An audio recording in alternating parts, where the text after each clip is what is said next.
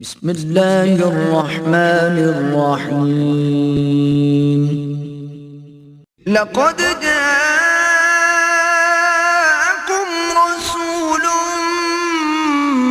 من أنفسكم عزيز عليه ما عنتم حريص عليكم بالمؤمنين رؤوف رحيم نحمده ونصلي على رسوله الكريم اما بعد فقد قال الله تبارك وتعالى حاكيا من سيدنا نوح عليه الصلاة والسلام كما ورد في سورة الأعراف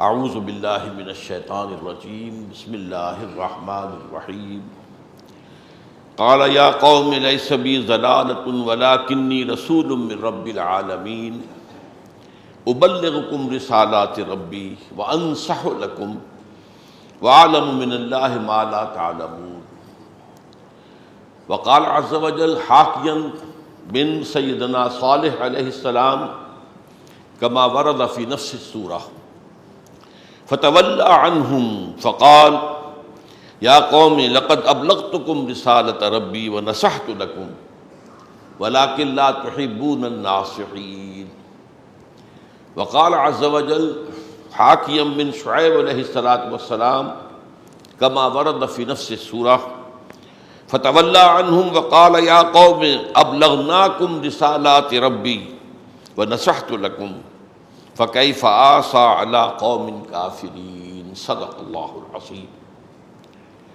وعن أبي رقية تميم بن أوس الداري رضي الله تعالى عنه أن النبي صلى الله عليه وسلم قال الدين والنصيحة قلنا لمن قال لله ولكتابه ولرسوله ولأئمة المسلمين وعامتهم رواه الإمام مسلم رحمه الله رب اشرح لي صدري ويسر لي أمري واحلل عقدة من لساني يفقهوا قولي اللهم ربنا ألهمنا رشدنا وأعذنا من شرور أنفسنا اللهم أرنا الحق حقا وارزقنا اتباعه وأرنا الباطل باطلا وارزقنا اجتنابه اللهم وفقنا لما تحب وترضى وتقبل منا فإنك خير المتقبلين آمین یا رب العالمین۔ اربعین نووی کی حدیث نمبر 7 پر گفتگو پچھلے جمعے میں بھی تھی، اور چونکہ اس پر گفتگو مکمل نہیں ہو سکی تھی، اسی کو آج ہم کنٹینیو کر رہے ہیں۔ سورہ اعراف میں جہاں اولو العزم من الرسل کا تذکرہ ہے، حضرت نوح، حضرت صالح، حضرت شعیب، حضرت ہود، وہاں بار بار یہ لفظ آیا ہے کہ دعوت و تبلیغ جو ہے اس کی اصل روح کیا ہے؟ وہ نصیحت ہے، خیر خواہی ہے، لوگوں کا بھلا چاہنا، ان پر کوئی اپنی شخصیت کا روب جمانا نہیں، ان پر کوئی اپنی علامیت کی دھونس جمانا نہیں، اپنے تقوی یا اپنے تدین کا روب گانٹنا نہیں، بلکہ خالصتاً ان کی خیر خواہی، ان کے بھلا چاہنے کے لیے جو ہے ان کو دعوت و تبلیغ کی جائے۔ چنانچہ ہم نے پچھلی مرتبہ پڑھا تھا، حضرت نوح علیہ السلام نے جب دعوت شروع کی تھی، ان کی قوم کے سرداروں نے کہا کہ معلوم ہوتا ہے تمہارا دماغ چل گیا ہے، ضلالت۔ انہوں نے جواب میں کہا ہے میری قوم کے لوگوں، لیس بی ضلالۃ، مجھے کوئی دیوانگی مجھ پر طاری نہیں ہوئی ہے، کوئی پاگل پن نہیں ہے، کوئی میں بھولا بھٹکا ہوا آدمی نہیں ہوں، ولیکنی رسول رب العالمین، میں تو تمام جہانوں کے پروردگار کا رسول ہوں، ابلغکم رسالات ربی، میں تو تمہیں اپنے رب کے پیغامات پہنچا رہا ہوں، وانصح لکم، اور دیکھو تمہارا خیر خواہ ہوں، تمہارا مخلص ہوں، تمہاری بھلائی چاہتا ہوں، وَعَلَمَ مِنَ اللَّهِ مَا لَا تَعْلَمُونَ، اور مجھے اللہ کی طرف سے وہ کچھ معلوم ہے جو تمہیں معلوم نہیں ہے۔ تمہارے انکار کے نتیجے میں جو شامت آنے والی ہے وہ میں تو دیکھ رہا ہوں. لہذا اسی دل سوزی کے ساتھ اس کے ساتھ جو ہے وہ دعوت دی جا رہی ہے کہ اپنی قوم کی تباہی و بربادی جو اللہ کی طرف سے بتایا جا رہا ہے کہ آئے گی اگر یہ اڑے رہے اپنے کفر پر. تو رسول چونکہ اس کو اپنی آنکھوں سے دیکھ رہا ہوتا تھا کہ آ رہا ہے وہ طوفان، تو لہٰذا اس کے اندر جو اپنی قوم کے لیے جو دل سوزی ہوتی تھی، ظاہر بات ہے کہ اس کا مظہر ہے ان کی دعوت و تبلیغ. اس طرح حضرت صالح کی قوم پر بھی جب وہ دعوت و تبلیغ کا کوئی نتیجہ نہیں نکلا اور پھر عذاب الہی آ گیا، اس کے بعد حضرت صالح کے الفاظ آئے ہیں اسی سورہ اعراف میں، فتولی عنہم، تو انہوں نے پیٹھ موڑی ان کے چھوڑ کر اس قوم کو جس حال میں اب وہ آ گئے تھے، اب کیا کرتے. وقال یا قوم لقد ابلغتکم رسالۃ ربی، اور انہوں نے کہا دیکھو میری قوم کے لوگوں، میں نے پہنچا دیا تھا تمہیں اپنے رب کا پیغام، ونصحت لکم، اور میں نے تمہارے ساتھ خیر خواہی کی تھی، تمہاری بھلائی چاہی تھی، ولکن لا تحبون الناصحین، لیکن تم اپنی خیر خواہوں کو پسند ہی نہیں کرتے. تمہارے اندر تمیز ہی ختم ہو گئی ہے کہ کون تمہارا خیر خواہ ہے کون بدخواہ ہے. تم اندر سے گویا کہ اندھے ہو چکے ہو، تمہاری بصیرت باطنی وہ زائل ہو چکی. ولکن لا تحبون الناصحین، ہونا تو یہ چاہیے کہ نصیحت کرنے والے خیر خواہ کا شکریہ ادا کیا جائے. تمہارا معاملہ برعکس رہا. یہی حضرت شعیب کے الفاظ ہیں. فتولی عنہم وقال یا قوم لقد ابلغناکم رسالات ربی، تو جب اس قوم پر عذاب آ گیا تو انہوں نے وہاں سے پیٹھ پھیری اور چلے گئے کسی اور منزل کی طرف، اور کہا انہوں نے کہ میری قوم کے لوگوں دیکھو میں نے ہم نے، بلکہ یہاں پر جمع کا صیغہ آیا ہے، گویا کہ حضرت شعیب کے ساتھ ان کے کچھ ساتھی بھی اسی کام میں ان کے ساتھ شریک تھے، جیسے کہ حضور کے ساتھ صحابہ کرام اسی دعوت و تبلیغ میں لگے ہوئے تھے. جو ایمان لایا وہ آگے تبلیغ اور دعوت کے اندر لگ گیا. بلکہ اس ضمن میں تو میں آخری مثال دیا کرتا ہوں جنوں کی جماعت کی. وادی نخلہ میں حضور فجر کی نماز پڑھا رہے ہیں اور قرآن پڑھ رہے ہیں، اس میں طائف سے واپسی پر رات گزاری ہے وادی نخلہ. جنوں کا ایک گروہ وہاں سے گزرا، رکے، ٹھٹکے، سنا، قرآن سنا، فوراً ایمان لائے اور جاتے ہی اپنی قوم کے لوگوں کو تبلیغ شروع کر دی. یا قومنا اجیبوا داعی اللہ، اے ہماری قوم کے لوگوں اس اللہ کی طرف پکارنے والے کی دعوت پر لبیک کہو. یہ ہے صحیح طرز عمل. جس بات کو مانا ہے دوسروں تک پہنچاؤ. والعصر ان الانسان لفی خسر الا الذین آمنوا وعملوا الصالحات وتواصوا بالحق وتواصوا بالصبر، یہ چاروں چیزیں لازم ہیں. تو یہاں فرمایا کہ ہم نے تو پہنچا دیا تھا تمہیں پیغامات جو تھے. ونصحت لکم، اور ہم نے تمہارے لیے حق خیر خواہی تمہارا ادا کیا تھا. فکیف آسیٰ علی قوم کافرین، اب کیسے میں رنج کروں اس قوم کی حالت پر کہ جو جس نے کفر کیا ہے. اب یہ رنج ہی کا انتہائی انداز ہے، جو رنجیدگی ہے طبیعت کے اندر قوم کی تباہی، کیسے رنج کروں. لیکن یہ کہ رنج تھا. بہرحال اس پہ جو حدیث ہم نے پڑھنی شروع کی تھی، حضور نے جیسا کہ میں نے عرض کیا تھا جوامع الکلم، جن کے بارے میں کہ حضور نے فرمایا ہے کہ اوتی تو جوامع الکلم، مجھے بڑے جامع کلمات اللہ نے عطا کیے. انہی میں سے یہ بھی ہے الدین والنصیحہ. دین تو نام ہے خیر خواہی کا، وفاداری کا، نصح، خلوص کا، اخلاص کا. اب یہ ظاہر بات ہے کہ یہ بھی میں نے پچھلی مرتبہ عرض کیا تھا کہ دین ایک حقیقت واحدہ ہے، اس کو سمجھانے کے 100 طریقے ہو سکتے ہیں.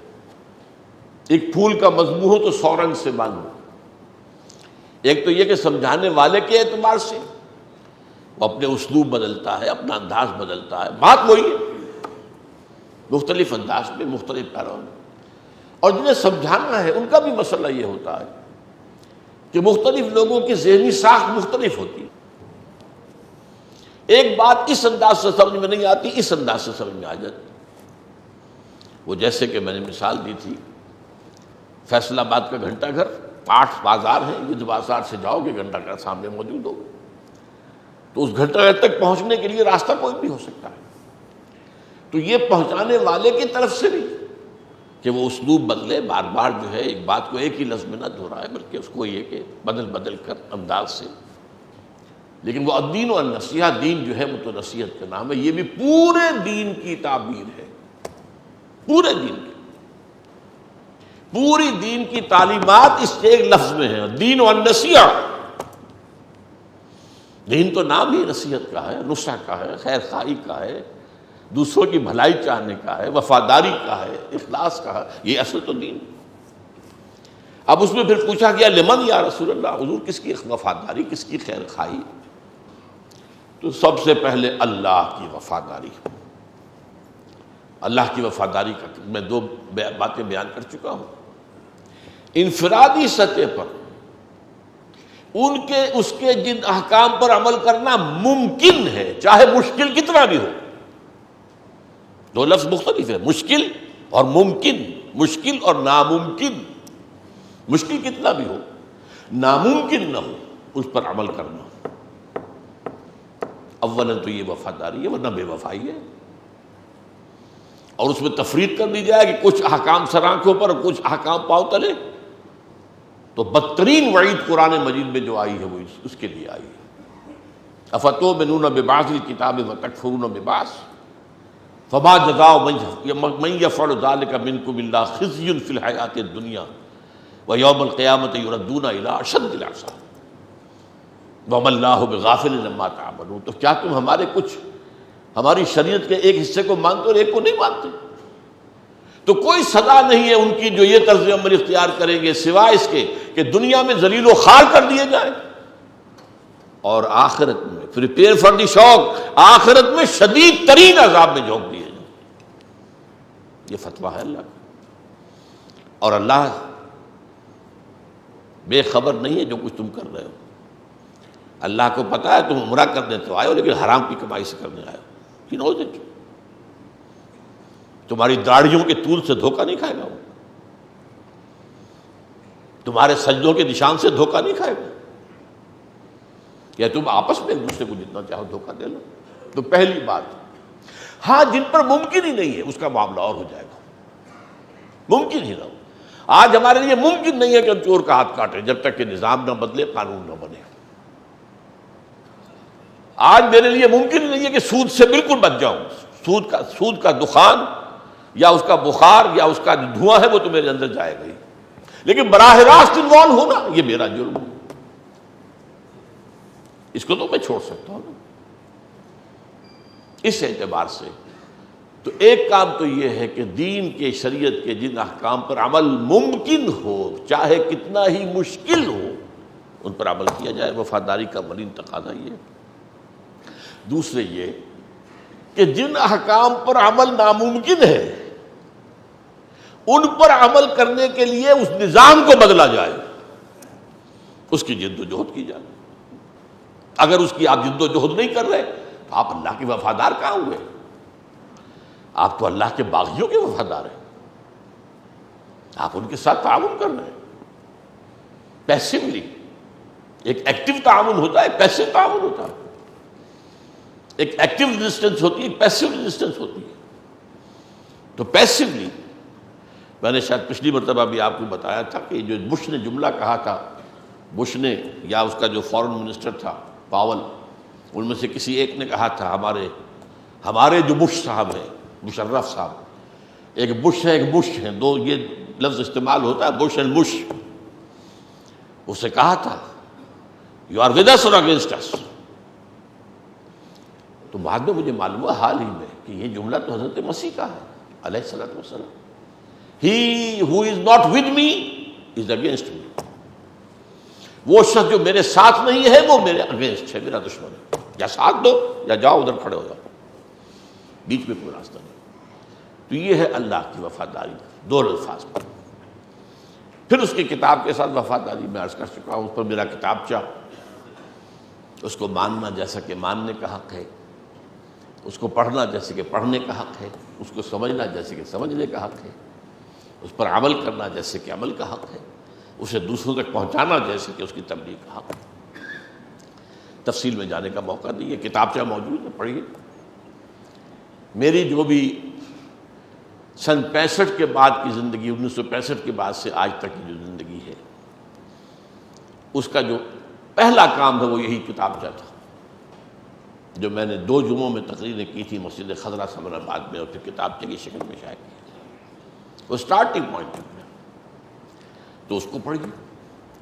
پھر رسول کی وفاداری، اس پر بھی الحمدللہ میرا ایک کتابچہ موجود ہے۔ ایک آیت قرآنی کے حوالے سے میں نے اس کو بیان کیا، فرمایا گیا فالذین آمنوا بہ وعزروہ ونصروہ واتبعوا النور الذی انزل معہ اولئک هم المفلحون، جو ہمارے نبی رسول امی صلی اللہ علیہ وسلم پر ایمان لائیں گے اور ان کی عزت کریں گے، تعظیم کریں گے اور ان کی مدد کریں گے اور اس نور کی پیروی کریں گے جو ان کے ساتھ نازل کیا جائے گا، وہی ہے فلاح پانے والے۔ اس پر میرا کتابچہ ہے، جو میری ایک تقریر تھی کراچی کی ایک مسجد میں کی تھی میں نے، پھر ٹیپ سے اتار کر شائع کی گئی۔ نبی اکرم صلی اللہ علیہ وسلم سے ہمارے تعلق کی بنیادیں۔ اب یہاں دیکھیے، اللہ کے ساتھ اور رسول کے ساتھ خلوص اور اخلاص جڑ گئے۔ اللہ کے دین کو قائم کرنا یہ ویسا بھی میرے ایمان کا تقاضا ہے، اور رسول کا فرض منصبی یہی تھا، لہذا اس کی نصرت اسی کام کے لیے تو ہے۔ انہوں نے کوئی مدد اپنی حکومت بنانے کے لیے تو نہیں کی تھی، وہ تو جب مدینے میں بیٹھ گئے تھے، آپ سربراہ سلطنت تھے، اس وقت کے خلیفہ وہی تھے نا، اور کون تھے؟ اس وقت بھی گھر میں فاقے تھے، اس وقت بھی کئی وقت جو ہے ان کے گھر میں چولہے میں آگ نہیں جلتی تھی۔ تو انہوں نے اپنی کوئی سلطنت، اپنی حکومت بنانے کے لیے اپنی کوئی جائیداد آپ نے نہیں بنائی۔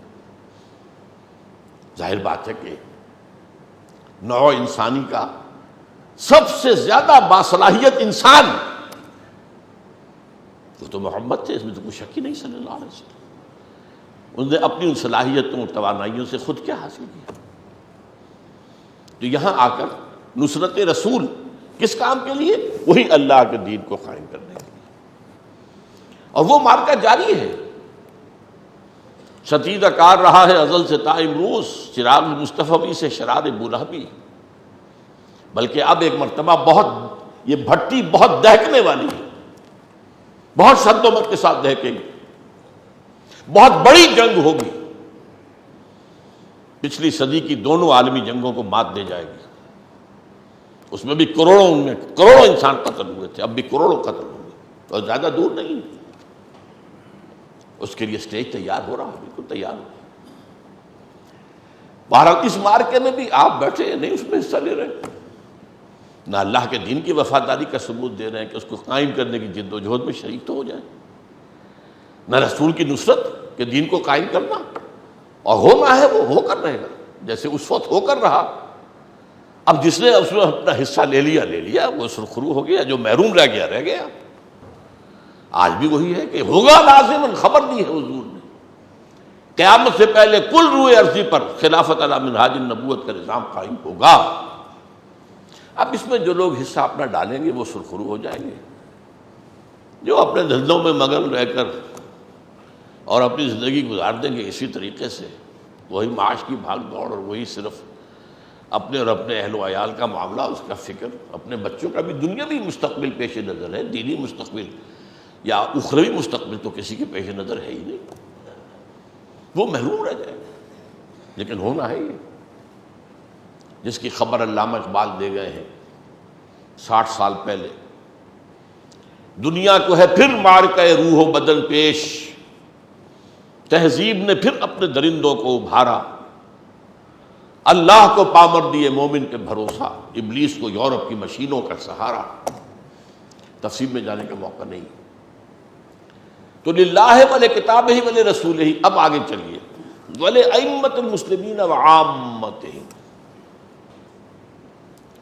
اور نصح اور خیر خواہی اور بھلائی چاہنا مسلمانوں کے امراء سے مراد امیر یہ دولت مند نہیں، جو ان کے امام ہوں، ائمۃ المسلمین، لیڈر یا حاکم، ان کی خیر خواہی، یا کوئی جماعت ہے آپ اس میں شریک ہیں تو اس کے امیر کی خیر خواہی.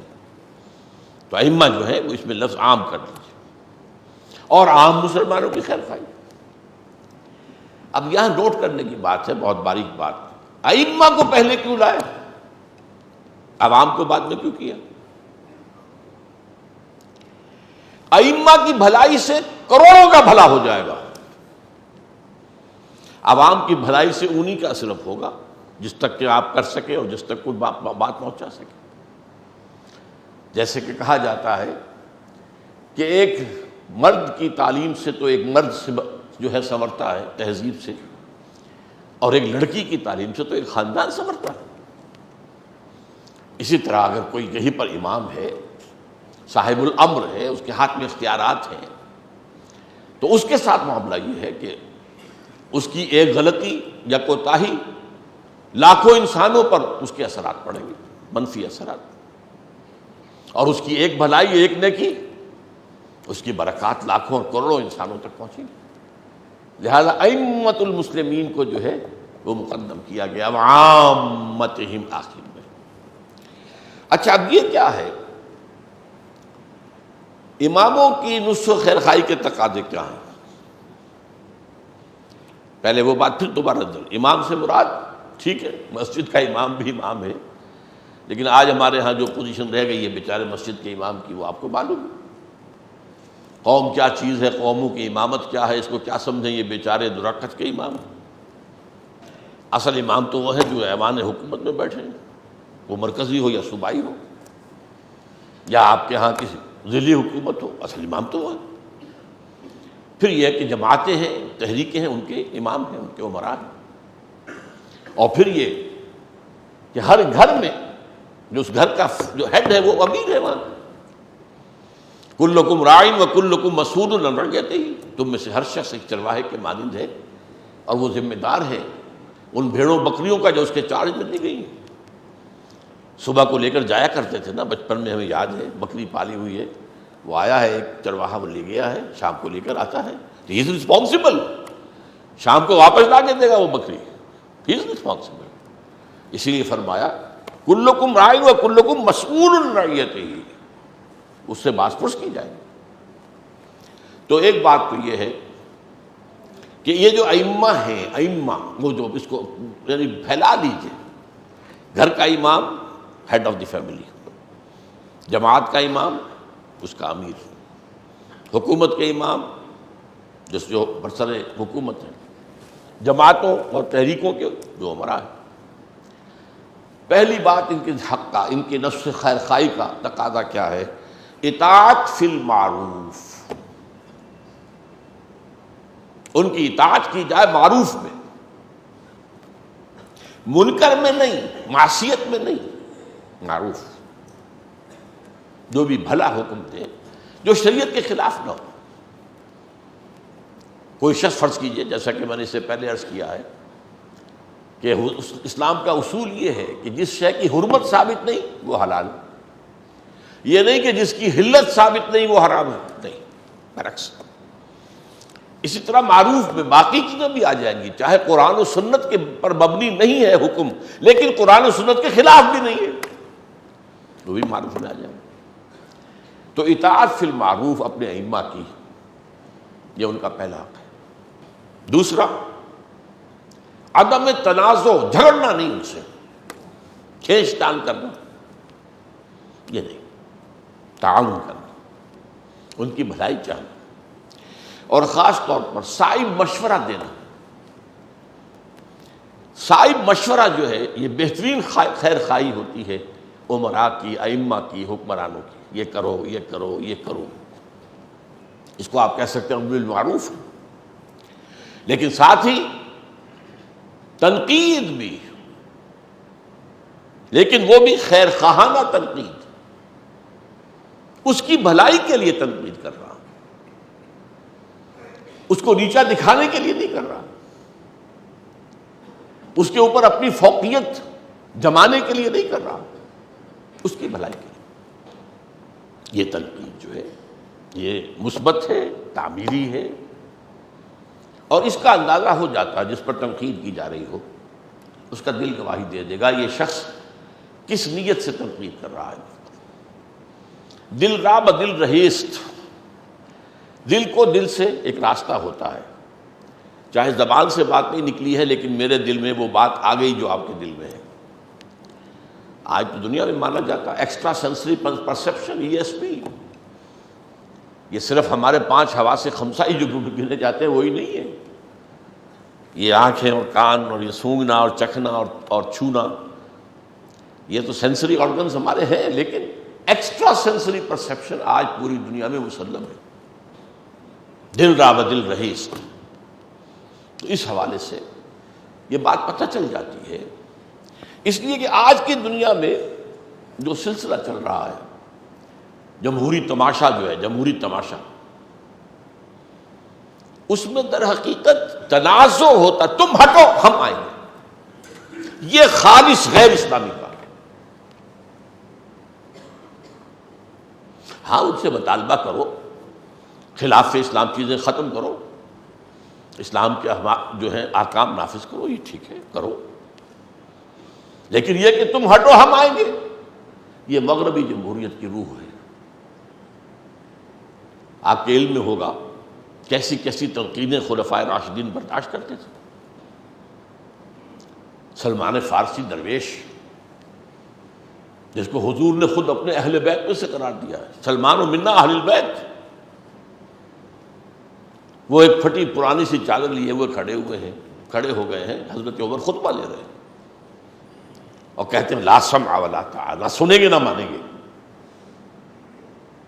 کیوں بھائی کیا ہوا؟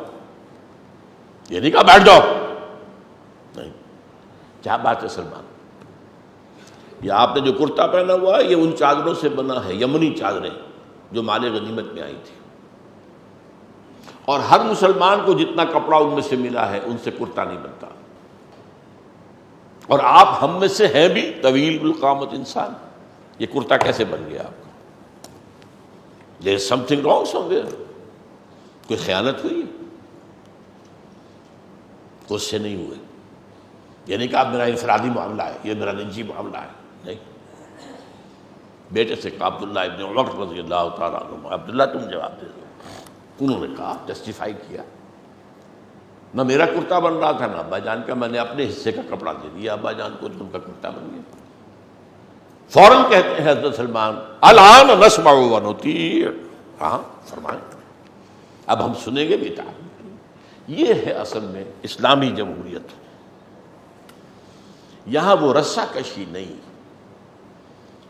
کہ جیسے ہی حکومت بنی اور اپوزیشن نے اس کے خلاف سازشیں شروع کر دی، ٹانگ گھسیٹنی ہی گھسیٹنی ہے جس شکل میں بھی ہو، جھوٹے الزامات لگاؤ، جھوٹے پروپیگنڈے کرو، طوفان کھڑے کر دو، جو بھی کرو، ان کی تو ٹانگ گھسیٹنی ہی گھسیٹنی۔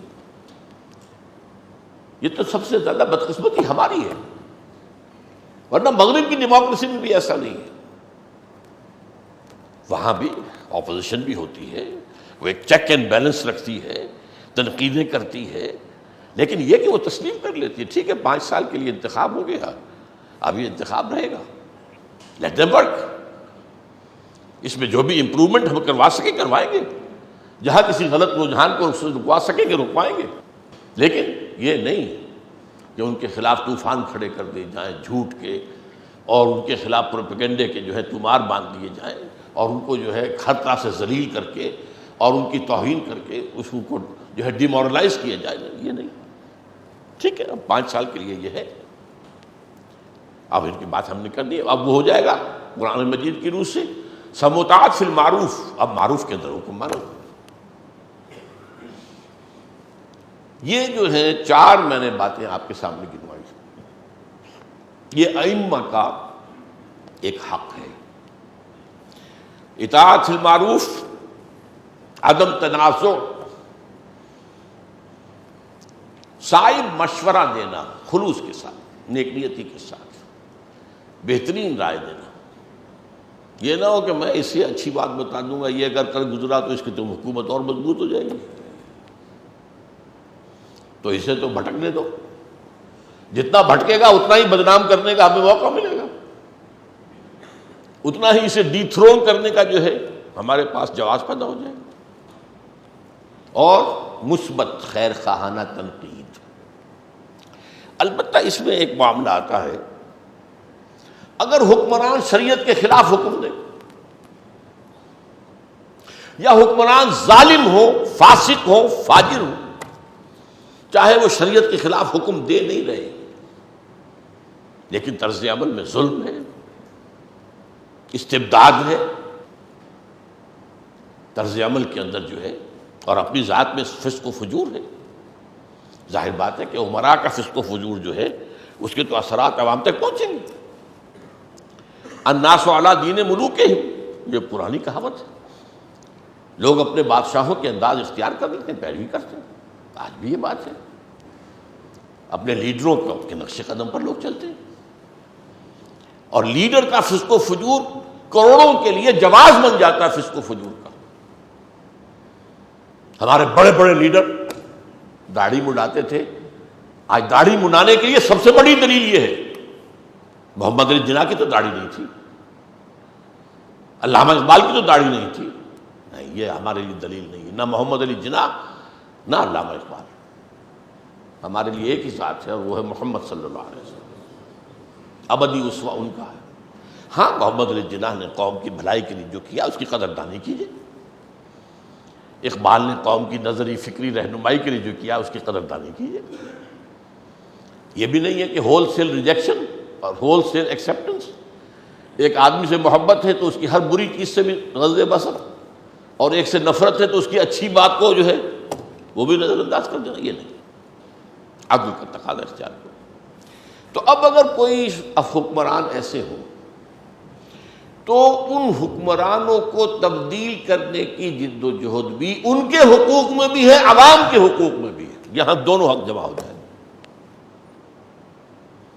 اب اس کو بدلنے کی شکل کیا ہو؟ پچھلے زمانے میں سوائے مسلح بغاوت کے کوئی راستہ نہیں تھا، اور مسلح بغاوت میں بہرحال مسلمان ہے نا، آخر ہے تو کلمہ گو، اور چاہے فاسق ہے، فاجر ہے، کافر تو نہیں ہے، وہ اپنے محل کی چار دیواری میں جو کچھ کرتا ہے، رنگ ڈنیاں مناتا ہے، لیکن یہ اس کا حکم تو نہیں دے رہا، اس کو نافذ تو نہیں کر رہا، وغیرہ وغیرہ، اور یہ کہ مسلمانوں کے اندر فتنہ نہ پیدا ہو جائے، خون خرابہ نہ ہو جائے، لہذا وہاں پر بہت احتیاط کی ضرورت تھی۔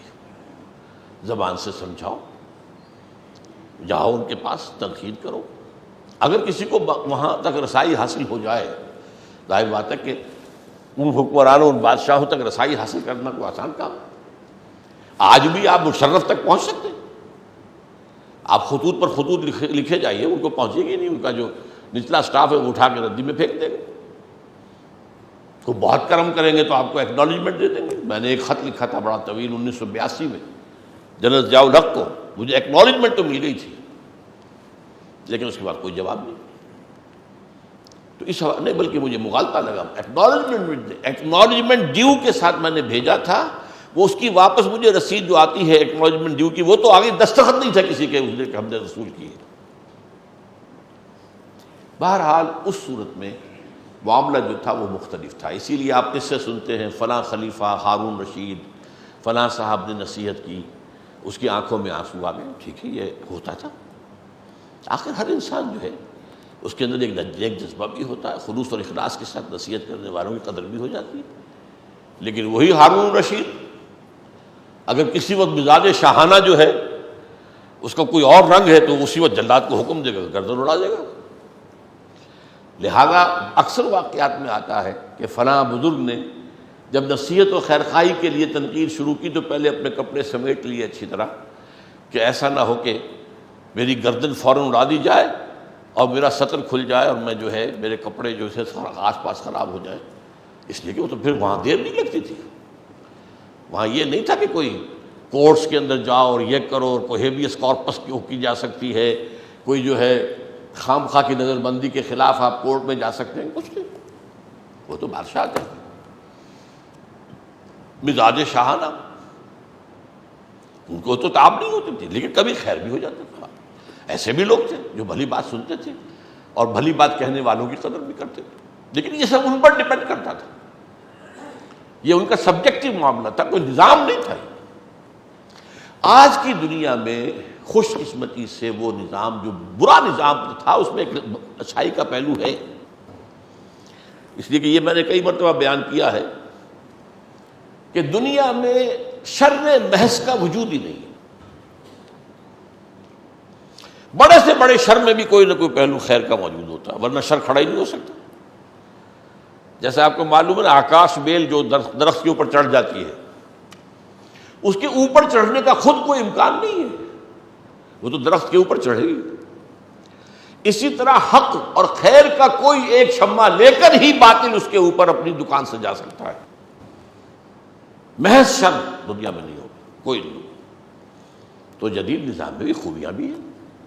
اب وہ خوبی کیا ہے جس کو آج آپ کہتے ہیں rights of self expression, rights of expression, rights of organization. آپ بات کہنے میں آزاد کہیں، آزاد پریس اسے پھیلائے بھی اگر چاہے. یہ جو ہے آج کے نظام میں یہ خوبی ہے، ماننا چاہیے. جیسا کہ ہم دیکھتے ہیں کہ ابھی میں نے ذکر کیا تھا، ایک انتخاب ہوا ہے، ایک صاحب آرام سے واک آؤٹ کر جاتے ہیں وائٹ ہاؤس سے، دوسرے داخل ہو جاتے ہیں. یہ جو ٹرانسفر آف پاور ہوتا ہے یہ اس دنیا کے اندر واقعتاً بہت بڑی اچیومنٹ ہے، بہت بڑی اچیومنٹ ہے. پولیٹیکل نظام کے اعتبار سے جو ہے اس میں کوئی شک نہیں کہ دنیا نے اس جدید تہذیب میں بہت ترقی ہوئی. گورننس کے طریقے، انسٹیٹیوشنز آف دی اسٹیٹ، ان کی علیحدہ علیحدہ آئیڈینٹیفیکیشن، ان کے اپنے اپنے حدود کار، یہ ہوا. تو جیسے اللہ کے فضل سے ہمارے ہاں چاہے وہ لولی لنگڑی ٹوٹی پھوٹی جمہوریت ہے، لیکن ہمیں بات کہنے کا حق تو حاصل ہے نا. یہ دوسری بات ہے کہ میری بات کو اخبار اہمیت نہیں دیں گے، کوئی سیاسی لیڈر کی چھوٹی سی بات اسے اہمیت دے دیں گے، اسے بیان کر دیں گے. یہ تو ان کا معاملہ ہے، حکومت کی طرف سے پابندی نہیں ہے. یا کبھی کبھی لگاتے بھی ہیں پابندیاں، وہ سینسر بھی لگاتے ہیں، عام حالات میں. تو یہ جو ہے expression, freedom of expression and freedom of organization and association, یہ عہد حاضر کے دو عمدہ چیزوں میں سے. ان کے تحت کیا ہو سکتا ہے کہ آپ ایک پرامن طریقے سے لوگوں کو ظالم بادشاہوں، ظالم حکمرانوں سے، فاسق و فاجر حکمرانوں سے نجات دلا سکتے ہیں. اس اعتبار سے یہ میں نے آپ کے سامنے 5واں حق رکھا ہے، نصح و خیر خواہی کا تقاضا. اور یہ نصح و خیر خواہی اس حکمرانوں کی بھی ہے اور عوام کی بھی ہے. اس لیے میں نے کہا تھا کہ یہاں دونوں چیزیں جمع ہو گئی. عوام کو ان کو ظلم اور استبداد سے نجات دلانا، اور معاشرے کو ان کے فسق و فجور کے اثرات سے بچانا. اس کے لیے یہ نہیں کہ حب اقتدار میں آپ میدان میں آئیں. یہاں معاملہ سارا جو ہے، پہلی حدیث جو ہم نے پڑھی تھی وہ یاد ہوگا، انما الاعمال بالنیات. اعمال کا دار و مدار نیتوں پر ہے. یہ نہیں کہ تم ہٹو میں آؤں گا، میں بناؤں گا، میں چلاؤں گا. نہیں، ہمیں بھائی دین چاہیے، ہمیں اسلام چاہیے، ہمیں شریعت چاہیے، حکومت نہیں چاہیے. جیسے کہ بعض لوگ کہتے بھی ہیں ایک دوسرے کے لیے، مختلف جماعتیں، کہ فلاں جو ہے انہیں اسلام نہیں چاہیے، اسلام آباد چاہیے. اور اس میں کوئی شک نہیں کہ آج کل کی جو ہماری پالیٹکس ہے اس کا مین معاملہ یہی ہے، پاور پالیٹکس. اس کو کہتے ہی ہے پاور پالیٹکس. تو میں نے وہ بات آپ سے جو عرض کی وہ یہ ہے کہ پرامن طریقے پر ظالم، مستبد، فاسق اور فاجر حکمرانوں سے نجات حاصل کرنے کا جو آج کا ایک طریقہ جو ہے، جو کہ آج معروف ہے اور ہمیں اس کا ملا ہوا، یہ سعودی عرب میں نہیں ہے. وہاں آپ جماعت بنا ہی نہیں سکتے. یونائٹڈ ایمریٹس میں نہیں ہے، کوئی جماعت نہیں بنا سکتے. لیکن اسلام ہمارے جہاں بھی ہے، ہمارے ہاں ملک ہیں جن میں کہ یہ ایسوسیشن کی یہ صلاحیت اور یہ موجود ہے، ایکسپریشن کی آزادی موجود ہے. چنانچہ انڈونیشیا میں بھی ہے، ملیشیا میں بھی ہے، بنگلہ دیش میں ہے، پاکستان میں ہے اللہ کے فضل و کرم سے، ترکی میں ہے. اگرچہ وہ انتہائی سیکولر ملک ہے لیکن یہ پہلو تو ان کے ہاں موجود ہے. تو یہ جو ہے ائمہ کے حقوق میں نے گنوائے، اطاعت فی المعروف، عدم تنازع. یہ نہیں کہ تم ہٹو، تم سے چھین کر اقتدار ہم لیں گے. یہ تنازع کا لفظ جو آتا ہے عربی میں در حقیقت چھینا جھپٹی کے لیے آتا ہے، اور نزع کہتے ہیں کھینچنے کو. تنازع، وہ کھینچ رہا تم کھینچ رہے ہو. جو ٹگ آف وار کہلاتی تھی، جو رسہ کشی، کہ ادھر سے ایک ٹیم کھینچ رہی ہے، ادھر سے دوسری ٹیم کھینچ رہی ہے، اب کون سی کھینچ کر لے جائے گی وہ جیت جائے گی. یہ ہے تنازع. اور سائب مشورہ خیر خواہی کے تحت، اور خیر خواہانہ تنقید. اور نمبر 5 میں نے گنوایا جس میں کہ ائمہ کے اور عوام کے حقوق دونوں شامل ہو جاتے ہیں، کہ حکمران اور ائمہ اگر ظالم ہوں، اگر غاصب ہوں، اگر مستبد ہوں، اگر فاسق و فاجر ہوں، تو ان کو بدلنے کی کوشش جدوجہد. اس لیے نہیں کہ اپنا اقتدار مطلوب ہے، بلکہ اس میں بھی ان کی بھی خیر خواہی مقصود ہے. ظاہر بات ہے کسی دولت مند کے پاس دولت ہے اور اخلاق و کردار نہیں ہے تو یہ دولت اس کے حق میں زحمت بن جائے گا، عیاش کیا کرے گا، بدماش کیا کرے گا. یہ دولت نعمت نہیں رہے گی، یہ اس کے حق میں بھی زحمت ہے. تو اقتدار جو ہے اس غلط شخص کے حق میں بھی زحمت ہے، اس کے لیے بھی نقصان دہ ہے، اس کے لیے بھی ضرر رساں ہے. اس سے اس کو چھٹکارا دلانا یہ اس کا گویا کہ خیر خواہی کا تقاضا ہے، اور عوام کو اس سے نجات دلانا. اب آئیے عوام کے لیے نصح و خیر خواہی. ہر مسلمان کے دوسرے مسلمان پر کچھ حقوق معین کر دیے ہیں، یہ ادا کرنے ہیں ہر حال. یہ جو ہے حضرت علی رضی اللہ تعالیٰ عنہ سے یہ حدیث ہے جو میں اب آپ کو سنا رہا ہوں.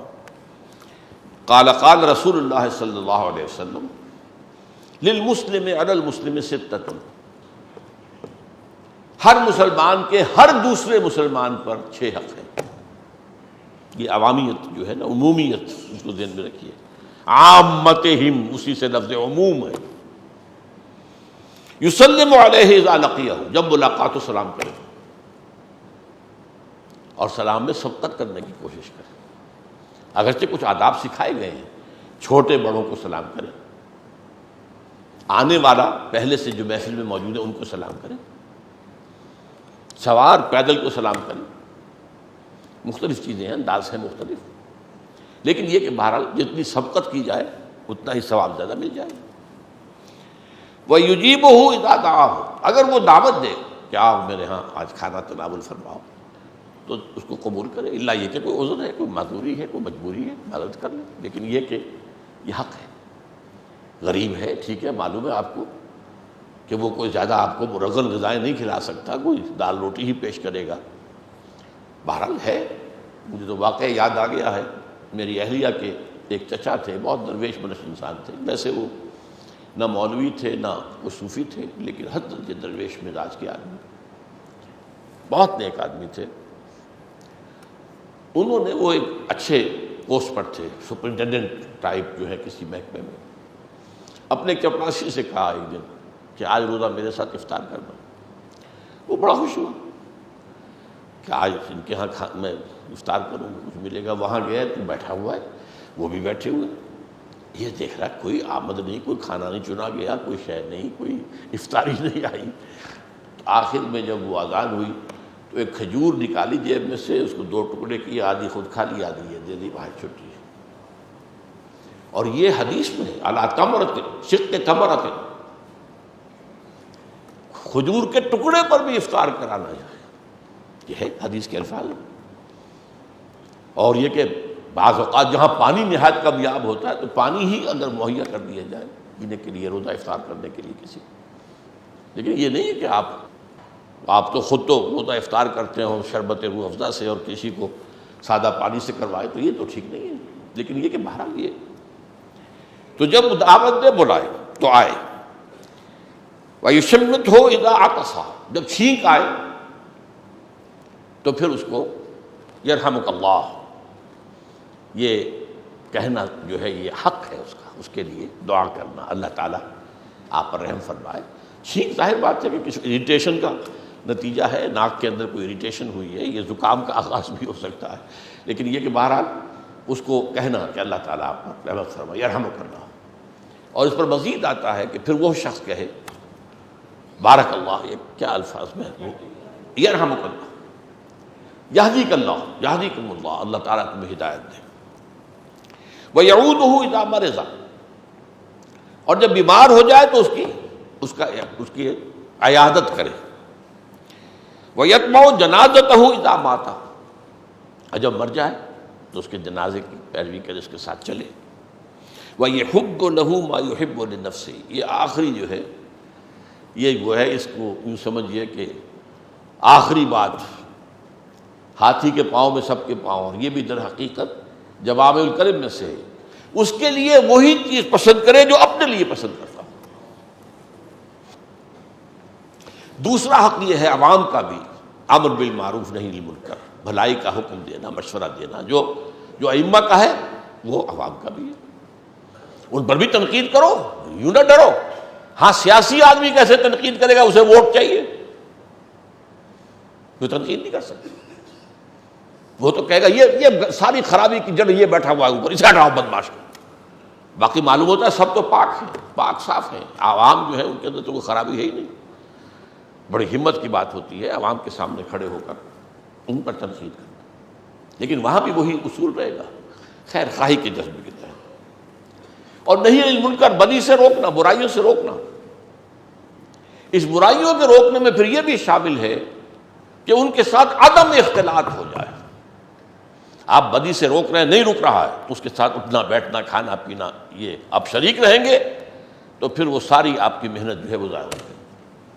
بنی اسرائیل کی خرابیوں میں سے حدیث میں آتا ہے، یہ بھی بہت بڑی خرابی تھی. ابتدا جو ہوئی ہے کہ علماء ان کے امراء پر تنقیدیں تو کرتے تھے، لیکن ان کے ہاں کھانا پینا اچھے سے اچھا دسترخوانوں کے اوپر ظاہر بات ہے جو کچھ ملے گا امراء کے، تو یہ خلا ملا اور خلط ملط جو ہے یہ پھر غلط ہے. وَنَخْلَعُ وَنَتْرُكُ مَنْ يَفْجُرُكَ، جو آپ جو دعائے قنوت میں کہتے ہیں کہ ہم جو ہے قطع تعلق کرتے ہیں اور ان سے ترک تعلق کرتے ہیں جو تیرے احکام کی جو ہے وہ دھجیاں بکھیرتے ہوں. میں یفتر. اور پھر آخری بات وہی جو میں بیان کر چکا ہوں، عوام کو بوجھوں سے نجات دلانا. غلط معاشی نظام قائم ہے، عوام کس رہے چکی کے دو پارٹوں کے درمیان، اس نظام کو بدلو. یہ عوام کا حق ہے، عوام کی خیر خواہی ہے، تاکہ ایک عادلانہ نظام، تقسیم دولت کا منصفانہ نظام قائم ہو. یہ کیا ہے کہ امیر امیر سے امیر تر ہوتا چلا جا رہا ہے اور غریب غریب سے غریب تر ہوتا چلا جا رہا ہے. اس نظام کو بدلو، اس کی کوشش، اس کی جدوجہد، یہ بھی عوام کا حق ہے. اور مستبد اور ظالم حکمرانوں سے نجات دلانا یہ بھی عوام کا حق ہے. وہ میں پہلے عرض کر چکا ہوں کہ دو طرفہ حق ہے، ائمہ کا بھی اور عوام کا بھی. اللہ تعالی ہمیں ان تمام اعتبارات سے دین کا تقاضا، دین و نصیحہ پورا کرنے کی توفیق عطا فرمائے. بارک اللہ لی و لکم فی القرآن العظیم و نفعنی و ایاکم بالآیات و ذکر الحکیم.